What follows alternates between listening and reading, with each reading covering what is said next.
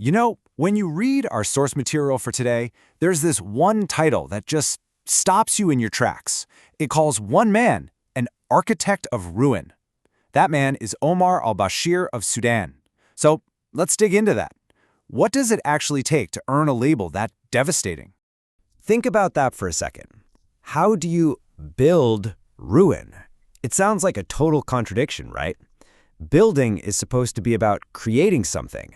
Ruin is about tearing it down. So how does someone actively design and construct destruction? That's the big question we're going to unpack.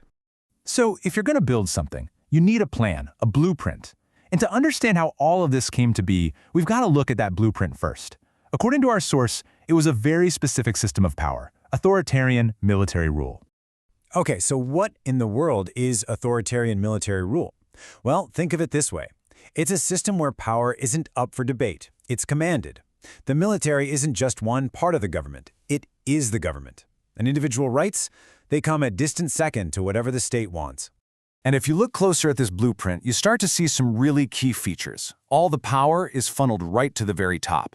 If you disagree or oppose the government, you aren't just argued with, you're silenced, often by state security or paramilitary forces. The government's control is, well, absolute.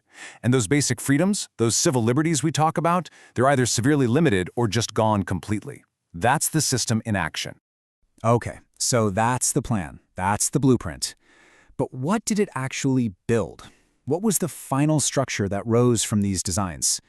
Well, our source material is horrifyingly clear on this one: the Darfur genocide. Pretty much every government on Earth makes the same promises, right? They promise they'll bring stability, security, order. But here, the gap between that promise and what actually happened is just staggering. Instead of stability, what they got was genocide. Instead of security for the people, it was authoritarian control for the state. And instead of order, it was complete and utter ruin. Now let's be super clear about this. The source isn't saying this just happened to occur under the system. No, it's drawing a straight line. This authoritarian system wasn't just some passive backdrop for the tragedy, it was the engine. It was the very mechanism that made it all possible. The blueprint led directly to this. All right, we've looked at the system. Now let's talk about the man himself, the architect. What was going on in his head? How did he talk about all this? Well, our source actually gives us a direct quote from Omar al-Bashir. And sometimes it's the shortest, simplest statements that tell you everything you need to know. The source gives us a quote that, if you heard it in another situation, might just sound like regular military talk. But here, it becomes something else entirely. Something much, much darker. There it is. Just 5 words. We will defeat the rebels. I mean, on the surface, you could hear that from any general in any conflict, and it might not even raise an eyebrow, but context. Context is everything. So let's really break that down. What does a simple phrase like that actually do? Well, for starters, it gives you a justification for whatever comes next. It paints a picture of a clearly defined enemy. And in this situation, the word rebels was used as a broad brush to target and dehumanize entire ethnic groups in Darfur.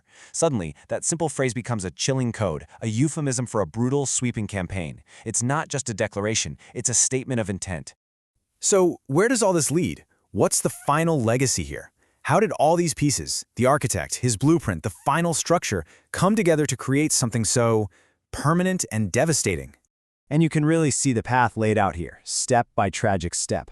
This wasn't chaos, it was a process, a horrifyingly logical one. First, you establish the authoritarian rule. Then, you consolidate all the power for yourself. Third, you launch your campaign against the so-called enemy. And the final result, according to our source, is genocide. And that right there is really the heart of it all. You just can't pull these things apart. The man, the system he built, and the horrific outcome, they're all tangled up together, part of the exact same story. They are, as the slide says, inextricably linked. Which leaves us with this huge, lingering question, one that goes way beyond just this one story. When a leader, an architect, designs and builds ruin on this scale, what do we do?